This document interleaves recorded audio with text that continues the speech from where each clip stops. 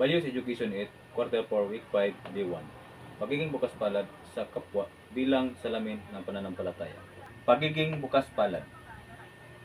Ang ating kakayahang maibigay kung ano ang mabuti sa atin at kung ano ang mayroon tayo para sa kapakanan ng isa't isa ay maaaring ating pinakamahalagang katangian bilang isang tao.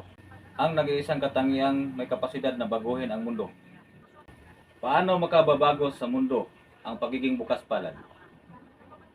Hindi sapat ang pagiging bukas palad ay pagiging mabait o mapagbigay. Mas malalim ito kaysa simpleng pagtulong. Ngunit ito ay paninindigan ng puso. Upang mas malinaw nating maunawaan, tingnan natin ang 5 katangian ng isang tunay na bukas palad na tao. Unang sukatan ng pagiging bukas palad ay ang altruismo or altruism. Ito ay ang pagtulong at pagbigay sa mga nangangailangan na walang inaasahang kapalit. Ang tunay na bukas palad ay hindi ito nagbibilang. Hindi ito nagtatala ng utang na loob. Hindi ito nagbibigay upang may maibabalik. Kundi ito ay kusang loob at malaya. Pangalawa, pagiging positibo or optimism. Ito ay ang pagkakaroon ng mabuting layunin para sa mundo, na kahit hindi ito perpekto, ay naniniwala sila na may kabutihan dito.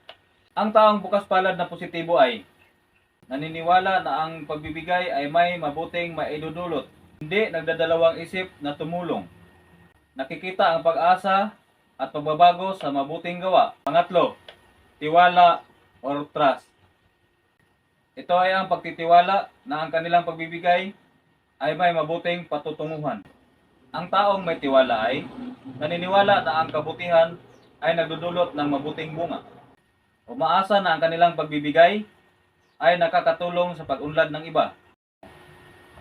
Pang-apat, kalakasan or energy. Ito ay ang pagkaroon ng lakas at panata sa kanilang ginagawa. Ang kalakasan ay nagbibigay buhay sa pagiging bukas palad, sapagkat ito ay nagtutulak sa isang tao na hindi lamang ang paghangad ng kabutihan, kundi aktwal itong isagawa ng may sigla at malasakit. Panglimang katangian ay ang leadership or pamumuno. Ito ay ang kakayahan nilang mamuno at manindigan para sa kanilang ginagawang pagbibigay tulong. Dapat tandaan na ang pagiging bukas palad ay hindi lamang simpleng asal. Ito ay isang mahalagang turo ng iba't ibang relihiyon at filosofiya sa mundo na sumasalamin sa ating pananampalataya sa Panginoon. Ngayon, naunawaan na ba ninyo ang katangian ng pagiging bukas palad?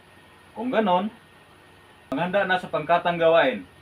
Good luck, Grade 8 Iramis.